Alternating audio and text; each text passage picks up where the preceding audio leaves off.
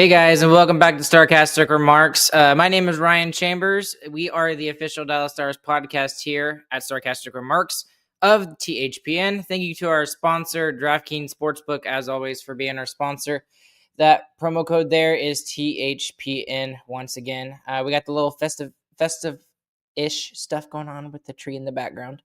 But it is not very festive right now for the Dallas Stars. They take a 3-2 loss in overtime to the New York Rangers, who the Rangers have only won 3 games at home this regular season. So we're going to break this all down here in just a moment. But if you are here for the first time, please consider clicking like and subscribe. Hit that notification bell, especially if this is your first time here. We're trying to hit 1,000 to get to that 4-digit mark in terms of subscribers here on YouTube. So we'd really appreciate that and all of your help in doing that. Once again, click like and subscribe. And if you're listening on the audio side, please leave us a 5-star review. We'd really appreciate that. So this is a very strange game and how to break this down. I think this is going to be a fairly quick episode, if I'm going to be completely honest with you. This game could feel like it was a point lost, and it also could feel like it is a point gained. And let me explain. Obviously, from the point gained aspect, we got way overplayed in the third period. I mean, you can't expect to win a game when you're getting outshot 22-3 in the third period, which is, I believe, I don't have the stats right here in front of me. I probably should have that up as we're talking about this. But it's something like that. Like the Rangers absolutely deserved to win this game. The Stars did not. So from a point gained or point earned aspect, that's one way that you could look at it. However, from the point lost aspect, I mean, this is a game you have to win for Casey DeSmith. He absolutely stands on his head. I don't know if he quite got to that point, but goodness, they should have won this game for him tonight. They went up 2-1. It felt like the Stars were just going to find a way to win this game despite not playing their best hockey. Like they literally had 4 shots on goal in the third period and ended up being able to take the lead. That's the frustrating part. If you're a Dallas Stars fan, and if you're in the organization, period, it's just the fact that you don't get it. You don't get that extra point because of the fact that, Casey DeSmith did his job and nobody else really did their job. Those are my initial thoughts from the game here tonight. You could look at it either way. I'm more leaning towards the point gained argument, just because you have to put this in perspective as to what all happened here tonight. I mean, they're in their 6th game in 9 days. They just lost Liam Bichsel for another 6 to 8 weeks with a similar injury that Nils Lundkvist is dealing with. You lose Tyler Seguin very early on in the first period, within the first 2 minutes, from again another awkward-looking collision. It's just all of these injuries this year, man. It's just ridiculous. And this is a side tangent here real quick. Hear me out. The way that the schedule is right now in the NHL, they've got to spread these games out further. And what that means is you've got to start earlier in the season. You got to start earlier in October, maybe even in September, and then spread it out through April when you have a Olympic year like this. And I think this is a lesson that the NHL needs to learn quicker. You can still hand out the Stanley Cup before July 1st. And I think that is ultimately the biggest goal that you need to do. But man, all of these injuries that not just the Stars are facing. I mean, I feel like we have a ton of injuries lost. I think it's like 108 man games lost is what I think Leah Asimakopoulos posted about on X/Twitter today. And it said that we were 8th in the NHL in that. So there are other teams who are dealing with way more injuries than we are. And yet I feel like we're losing every single person in the lineup. I mean, Duchesne still has not returned. We just lost Bichsel, like I mentioned. Labushkin is only on his second game back after being out for about half a dozen games, maybe 7 or 8, something like that. Again, Nils Lundqvist has not played since mid-October. It's just there are so many injuries across the NHL. The NHL, I think, needs to learn from this. They've got to find a better way to schedule this. Like, you don't want all of your players getting hurt right before the Olympic break, anyways. So, if they are smart, they will look at this, learn from it, and plan better for when they go back to the Winter Olympics in 2030, I guess I should say 2030. So that's a random side tangent, but back to this game here tonight. Casey DeSmith actually stood on his head, and Dallas hung on by a thread. And of course, the puck bounced the wrong way in overtime, and it just the way that it was.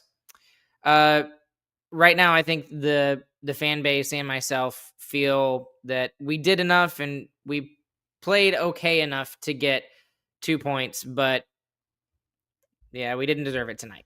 We didn't deserve it, and the only person who did was Casey DeSmith. So let's just very quickly recap the game. Carson Soucy gets a goal right off the bat to start the game off. It was 1-0 for the New York Rangers, him coming out of the penalty box.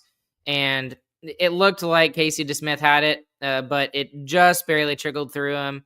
And I'm not sure if Soucy's original shot just went through him or if Soucy was able to get the rebound on it, and that's what made it a goal. But whatever. It is 1-0 in favor of the Rangers. And then, of all people, the guy that we keep talking about the last 2 episodes, I think this is the 3rd episode in a row that we've talked about him, but Kyle Capobianco, he fires a wrister from the point through traffic, and it's not like it was anything special, but again, finds its way through. And just like that, we're level. So Capobianco, or Coco Banana, shows up when we really need it. And there was chaos. It wasn't much, but nonetheless, it's still a goal. Things got messy later on there in the first period. There were several passes that just died, and especially that chance when Mikko Rantanen tried to go 5-hole on Shesterkin. That feels like that should have been a better pass. There was some hesitation by the Stars in the first period as well. It was a good defensive effort, and our back end kind of hung in there under the Rangers' pressure there in the first period. And there were a couple of scrambles, but we managed to kill off some penalties, and we ended up being able to keep the score tied going into the second intermission. And I thought the first period was okay. I didn't like all the penalties that the Stars were taking, and the patriarch, my dad himself, thought that some of the penalties were a little bit ticky-tacky. I disagree on most of them. Most of them were, I thought, penalties, but I guess the other good thing, other than Casey DeSmith and goaltending tonight, was the Stars penalty kill. That has become a better focal point for the Stars the last month or so, and especially in November, it really started to get hot, and it's up to like 90%, I think, over the last 2 to 3 weeks, that period of time, that they've been much better. So good to hear that, but. Moving on to the second period, it was a grind, and the hits kept coming for the Rangers. The Rangers were on a 2-1 margin in terms of hits in the game, especially early on. And the shots between the teams in the second period, I believe, were 11-11, if I remember that correctly. 12-11. Okay, so the Stars had one extra shot, but it doesn't matter. It was basically even. And it was an even period overall. But especially, I think what killed us and what's surprising that killed us, it was our power play.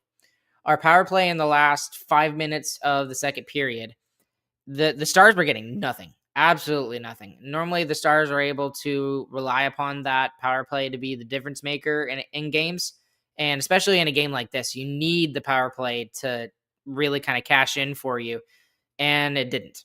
And even worse, what I put in my notes is, it didn't even gain any momentum. And I don't mind a power play if it doesn't score, but you got to get something out of it. You got to get some kind of momentum. You got to get something. And Dallas didn't even get that. And to make things even worse, for point number 3 of this, is that the Rangers, shorthanded, had better chances on that power play towards the end of the second period. And there were 2 in particular. I think they were just back to back. And then after that, the Rangers, the last 3-4 minutes were just all over the Stars. They were starting to really lean on the forecheck heavy like they did in the first period.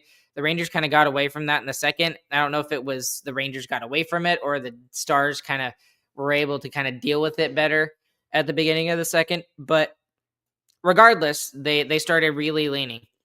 And at one point, Rantanen had some nice looks, but throughout the first and honestly throughout the game, even though Shesterkin faced 25 shots, 23 shots, 24 or something like that, not a lot of those shots were of the high quality nature. Let's just be honest. I mean, look at Kyle Capobianco's goal. I mean, not really much there. And then the other goal that he let in, that was just a ridiculous play by Wyatt Johnston and Mikko Rantanen, the 2 best and hottest players on the Stars right now when they play together, other than Robo. But you just got to be able to rely upon your power play to get more out of it here tonight, and it didn't. So slightly frustrating, but it is what it is. And we just didn't challenge Shesterkin enough throughout the game here tonight. That was the biggest thing. It was mostly long range stuff. There were point shots. Quality wise, it was pretty limited. And then the third rolled around, and DeSmith was basically a wall in the third period, even though he allowed a goal. He is the singular reason why the Stars get a point tonight. Maybe, I mean, okay, fine. You want to give, 2 cents to Rantanen and Wyatt Johnston for converting on their 2-on-1 chance. Fine, you can do that. But it was 100% Casey DeSmith in this game and allowing them to get a point. And he was looking absolutely phenomenal. And then they pulled the goalie with about 2 1/4 left in the third period, and Shesterkin was on the bench.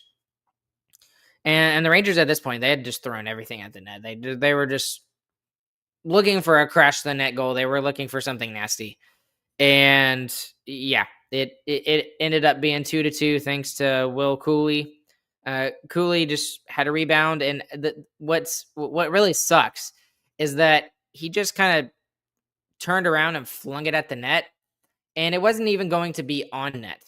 So he throws it just in Casey DeSmith's direction. It bounces off the inside of Casey DeSmith's left pad and goes into the net. And after all the amazing saves that he made and all the good stops that he made, that's the one that goes in. And then it ties the game 2-2. We go to overtime. We control the faceoff, and I felt like we had with most teams, I feel like we have a slight edge on 3-on-3 overtime just because of the personnel we have. We got lots of guys that could be really, really good on 3-on-3 overtime, and we controlled the faceoff. There's a rebound that floated out after the Rangers regained control of the puck, and Gavrikov just buried it, and it was 3-2 Rangers. The better team won tonight. The better team got the second point, and that was the game right there. It is very, very simple, very, very quick. For a majority of the game, I actually wrote down in my notes that it was pretty boring overall. I'm okay with the game being boring as long as you are still putting forth the effort. And it just felt like for a majority of the night that the Stars were just a step slower than the Rangers. And the Rangers really trying to turn around their home record right now, which is really bad. It's now 3-8-1, I believe. They just had way more motivation to get the win tonight rather than the Stars. And the Stars take a very rare loss on the road, and at least you gain the point again here tonight. And you keep your points your points record going. But man, it really feels like that Casey DeSmith deserved better from his compadres here tonight.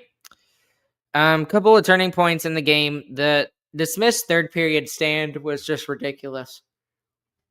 Just the sheer volume of chaos, the rebounds, the 2-on-1s that he faced, the slot scrambles, and he bailed this team out like numerous times, repeatedly. And I truly did think that after Rantanen scored to make it 2-1, I thought we were going to win the game, just because DeSmith didn't seem to let anything in, and technically he didn't. There was a shot, a redirection, whatever you want to call it, that bounced off of the inside of his pad, which really sucked. I thought the defensive coverage overall in the game was a turning point too, just because they just seem to step slow, and it's frustrating in a game like this that you probably should have won despite. And let me rephrase that: they probably should have won because of their effort by their goaltender. Smith was not even supposed to be in net tonight. It was supposed to be Ottinger, and Ottinger apparently has an illness, but when your goalie gives you an effort like that, you need to have the other team saying after the game, we got goalie tonight. And the Rangers are able to say they overcame getting goalied. So that's we got to get a better effort out of the 20 guys or whoever in front of him tonight, and we didn't get it. Kyle Capobianco for the third game in a row. I'm talking about the guy like he looked really good. And again, it's limited minutes. I think he only played like 12 minutes, but maybe he needs to play a little bit more. I really think he just needs to play a little bit more. And I just really feel like you can't keep leaning on Miro Heiskanen and Esa Lindell to play 27, 28 minutes a night. Maybe you can. I just don't think that's sustainable. And I don't know when we're going to be getting any reinforcements back. And I guess who's the closest? I guess Nils is the closest, but he's still pretty far off. So I don't know what the plan is moving forward from Glenn Golitzin and Elaine Nasruddin, but I really hope it's leaning upon Kolyachonok and Capobianco more. They had a couple of shots here tonight that I thought were good choices, and I think you got to give these guys more ice time just to kind of take the burden off of Miro Heiskanen and Esa Lindell a little bit. All right, so let's look at some advanced analytics here. So this is just kind of what's available from just early on. The hits for Dallas tonight against the Rangers, I believe, was 27-17. So the Rangers completely, over physicaling the Stars here. Stars actually won the faceoff battle here tonight, 54%. So that's good. That's good news. The Rangers had 5 power plays tonight, and we only had 2, I believe. So Stars have been taking a lot of penalties lately, is what it feels like. I'm not sure if anyone else feels like that out there, but the Stars have got to stop taking so many penalties. Shot attempts or shot on goals. Again, Rangers had 41. The Stars had 25. You can't allow that many shots on your netminder and expect to win a game, especially when you allow, again, 22 shots in the third period. 18, 18-3 in favor of the Rangers. Like that's just way too many. The Stars had 3 shots and scored on one other 3 shots. They should have won this game just because of Casey DeSmith. That's frustrating.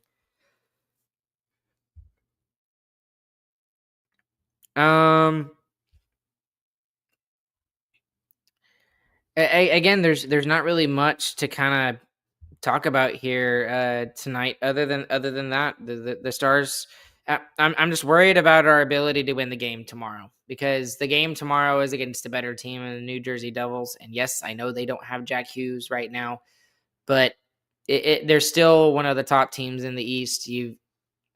This feels like a game where you should have gotten 2 points out of, despite not playing well, because I'm not expecting too much from them tomorrow, and not trying to be mean or anything like that. And maybe I'm wrong. I hope I'm wrong tomorrow, but it really feels like that's the case.